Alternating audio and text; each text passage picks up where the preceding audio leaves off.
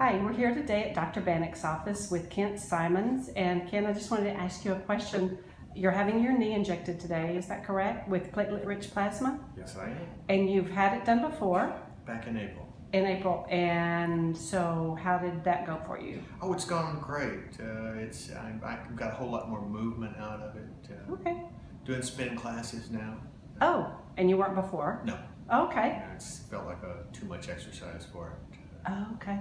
And I couldn't cross my legs, my leg over the other. Oh, okay. There was some pain in that part of my knee. Okay. I can do that now. Oh, okay. So we're going to push it a little further today. See if you can get a little bit better results. Indeed. A lot of patients find that one treatment upon another gives them a little bit better results each time they do it. That's So what I hope Dr. Bannock told me. I hope that's what we get for you today. Indeed. Thank you so much. No problem. Bye-bye.